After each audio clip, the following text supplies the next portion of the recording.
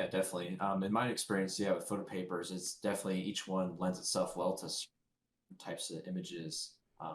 Be it, maybe black and white looks better on matte paper or something like that. But do you think there's certain types of images that work best with certain papers?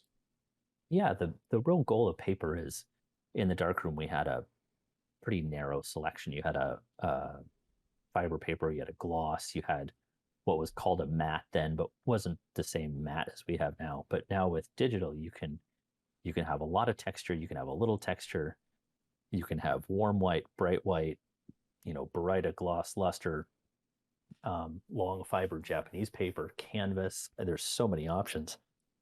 And so what I tell people to do when you're starting out is get a sample box. For instance, the Moab sample box comes with 2 sheets of every paper.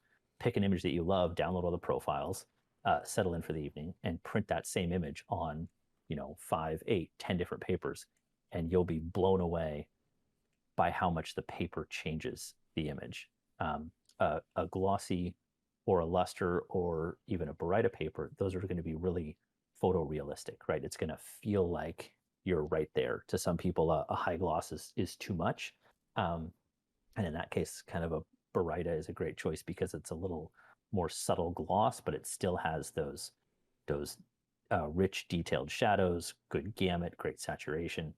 And then as you move into the matte papers, because a matte surface doesn't reflect as much light, you're not going to get quite as much detail in the dark shadows.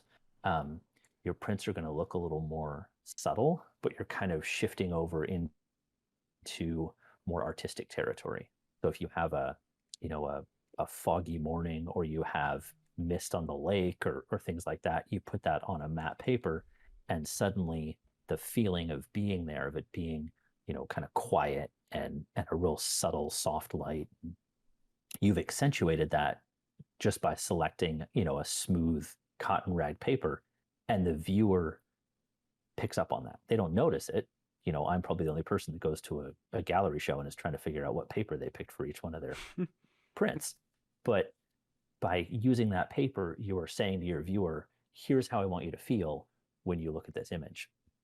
And then as you go farther off from there, if you have an image that's got a lot of rocks in it and you put that on a textured paper, suddenly those rocks have like a three-dimensional texture.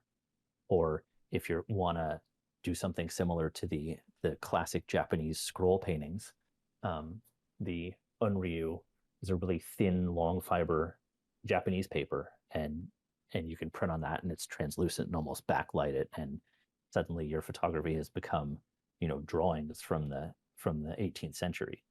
So it's all about using the papers to present the image as you see it in your mind, and there's really no wrong answers because it's that creative process as to Mm-hmm. Yeah, so I mean, it sounds like you can really just completely transform an image that based on that your brings that vision. vision in my head to life, where then suddenly, yeah, I can communicate with the viewer and say, hey, this is what I'm thinking, and they get it. Yeah, that's awesome. I, What about metal printing? Is that something you've looked into as well, or is that kind of a separate area? yeah, the traditional metal prints that you order from a lab, that's not something that's easily done at home. Mm-hmm. We had a metallic silver paper for a while, but the mill that was making it just decided it was too challenging to make. So we're in the process of retooling that to relaunch it. But that was a silver base metallic paper that let you make an aluminum looking print at home, which was very cool. So that should be back. Hopefully later Nice. this year we'll have a new version of it. But yeah, no, aluminum printing is, I think, one of those things that if you're using the sheets of aluminum, best left to the professionals, because that is a challenge.